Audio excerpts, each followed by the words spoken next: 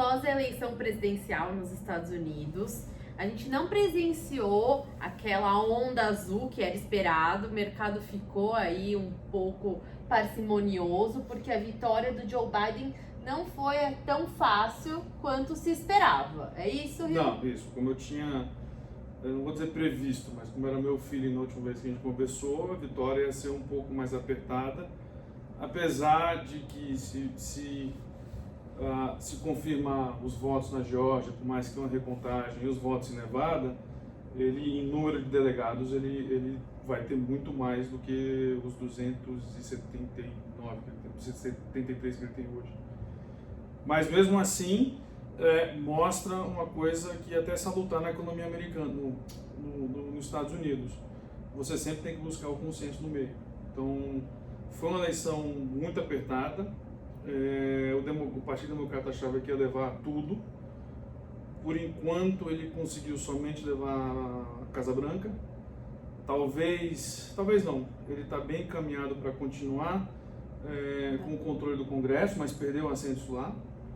E o Senado está interessante. Por que eu digo isso? A Câmara é democrata. A Câmara, assim, todos os assentos do Congresso, da Câmara de Deputados, foram para a reeleição. E a última vez que eu vi, o Partido Democrata estava com 216 votos e ele precisa de 219 para ter o controle.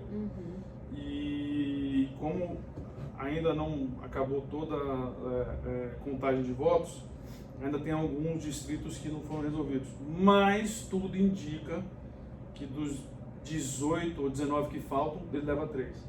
Então a expectativa é que ele continue controlando o Congresso. O Senado ainda está em aberto. Por que eu digo isso? Os Estados Unidos são 50 países dentro de um país só. Cada um tem sua própria lei. A Geórgia ela tem uma lei bem engraçada para o Senado, que para a pessoa ser eleita, ele tem que ter 50% mais um voto. Como nas duas corridas que tiveram, até dizem que em função das duas corridas que tiveram, porque era uma corrida normal, mais um que estava, se não me engano, o senador está se aposentando, acabou quebrando o voto. A próxima eleição é dia 15 de janeiro. Vai ser um segundo turno na Geórgia? É um segundo turno. E um segundo turno para as duas cadeiras do Senado.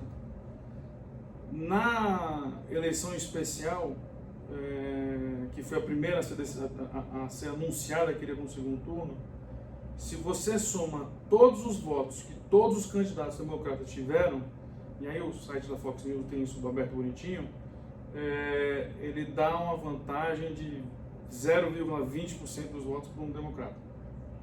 Mas isso antes da eleição.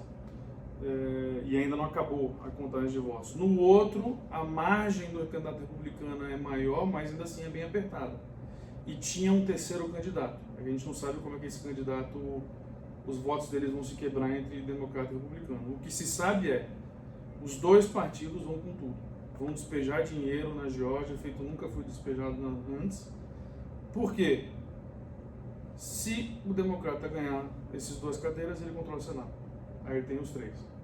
E essa preocupação, na verdade, com a configuração dentro do Congresso, a gente sabe que tudo que é planejado ali pela Casa Branca, grande parte precisa ser aprovado pelo Congresso e tem essa preocupação, né? Na verdade, o mercado financeiro, no início dessa especulação em torno da eleição presidencial, estava um pouco parcimonioso em relação ao Biden pela questão da tributação. Então, a eleição presidencial nos Estados Unidos, eu poderia dizer que quando a gente transpõe esse assunto para o mercado financeiro, as pautas que os investidores estavam de olho eram tributação, comércio internacional e o pacote fiscal.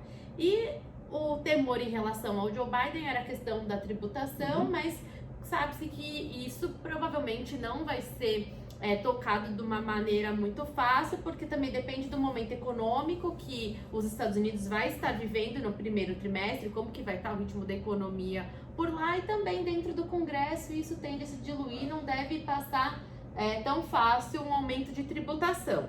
Em relação ao comércio internacional, quanto à China, ainda não teve nenhuma manifestação por parte da China.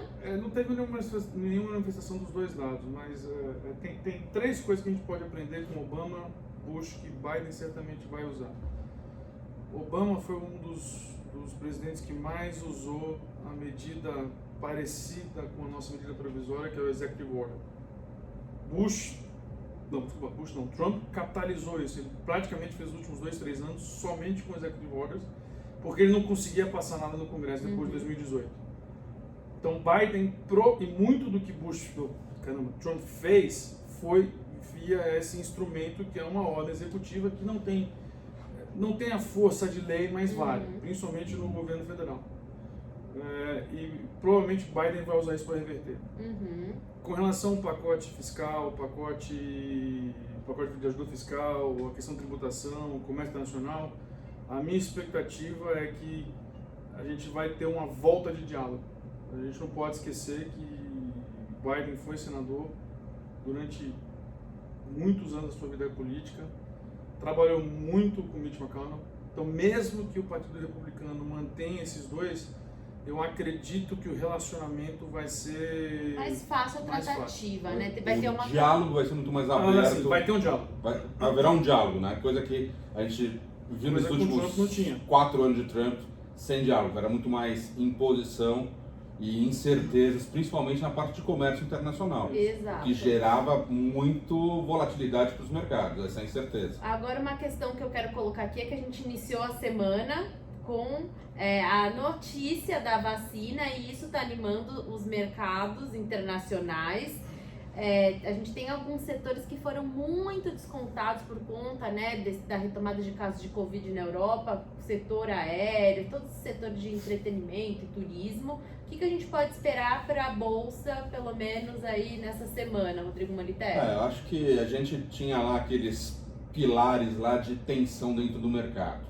Primeiro era a eleição americana, que no início havia um temor muito grande com o Biden, no final todo mundo queria realmente o Biden por entender que ele era muito mais flexível para o comércio, para os mercados em geral, dado que aumento de tributo não ia ser de imediato. Então o mercado gostou das eleições americanas, como ela está se desenrolando.